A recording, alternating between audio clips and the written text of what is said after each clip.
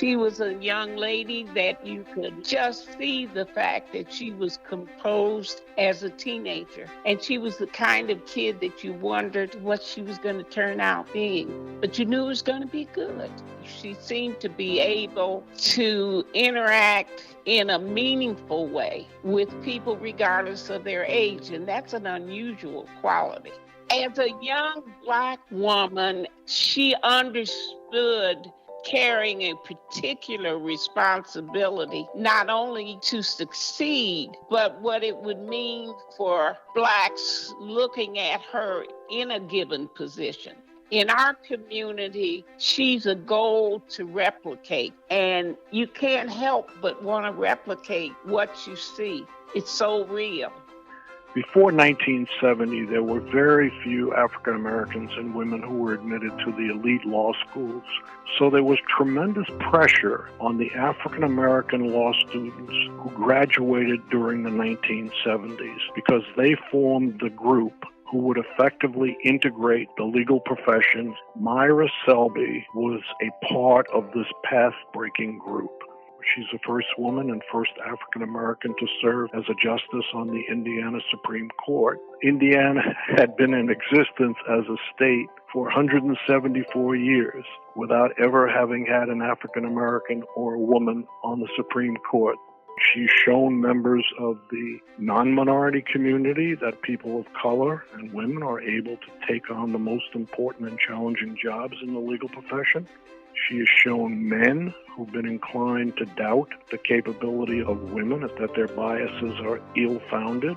And she's shown young African American women and men that it's possible for them to achieve great successes in the legal profession. She and I became acquainted back in the days when we were both young lawyers.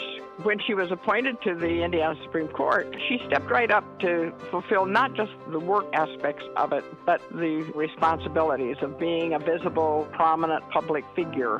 When Myra broke through that barrier, one of the things that signals is that the door is open. So often Myra has been willing to lend her time and efforts to a variety of good causes. Wherever she can make a difference, Myra Selby has always committed herself and allotted her time and talents to that goal.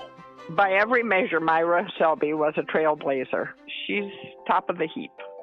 I applied to be Justice Selby's law clerk because of the reputation she had gained for being a great example of strong and thoughtful jurisprudence, but also because she was the first woman on the Indiana Supreme Court. Her serving in that role is essential to establishing a pipeline of other young women and diverse attorneys who want to continue to represent both their communities and everyone under the law. I've always been so impressed by Justice Selby's willingness to share her time and meet with anyone, particularly young women, young girls, who are wanting to learn from her achievements. Justice Selby lives that lift as you climb philosophy so that others embrace it, adopt it, and carry on and pay forward that philosophy of support to other women and young children and lawyers who are diverse in the community.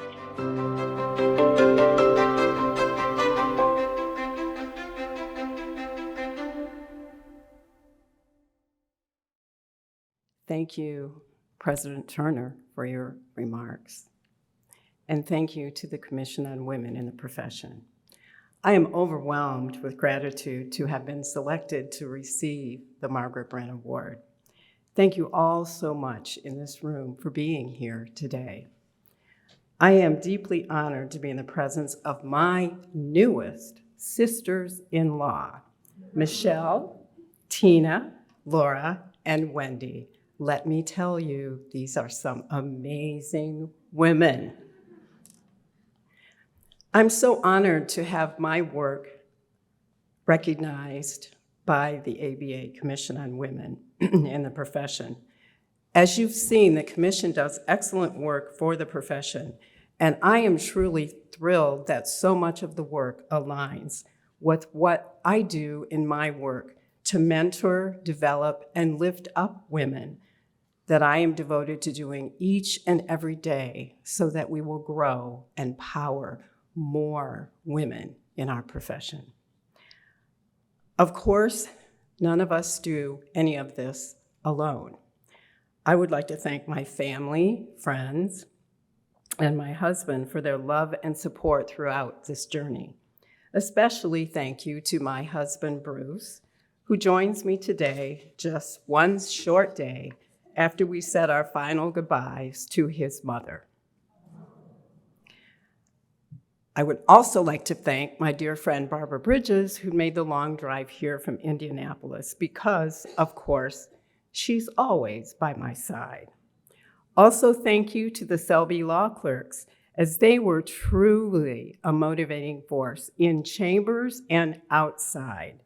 And now I enjoy watching them as they become leaders in the profession and in their own spheres of influence.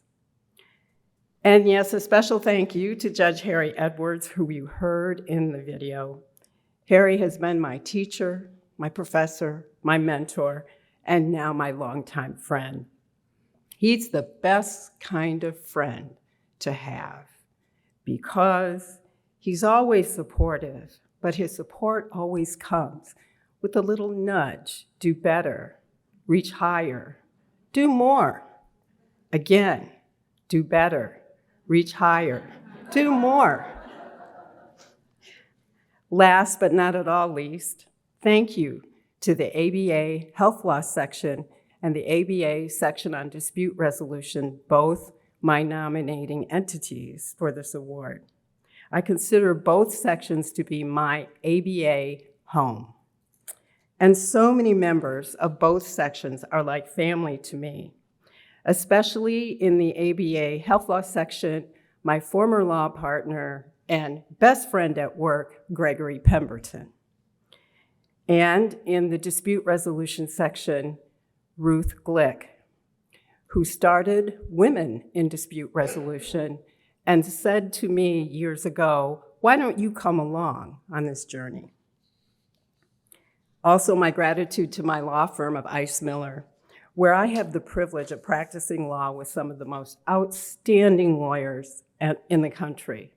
And yes, I am very proud to say that our firm supports all of our women professionals in every way that we can, thanks in part to the wonderful work and efforts of our Director of Diversity, Equity, and Inclusion, Kristen Matha, who's here today as well. The outstanding work of the Commission on Women in the Profession through projects like This Talk Isn't Cheap, Women of Color and White Women Attorneys Finding Common Ground, continues to shine a light on the pathway for women in our profession. And yet, the work also reminds me that we have a long way to go to get to the goal of full and equal participation by women in the profession. The Brent Award is a beacon reminding all of us that just as Margaret Brent fought for her place in the profession 350 years ago, so must we continue to work for full and equal opportunity for all women and for women in the profession. I would say to the next generation of leaders, echoing the thoughts shared earlier by Michelle Goodwin, you are enough. You are enough. And you're wonderful. I will continue to contribute by asking hard questions and by having the audacity to seek and speak equity. Again, my heart is full. Thank you so much for this wonderful honor.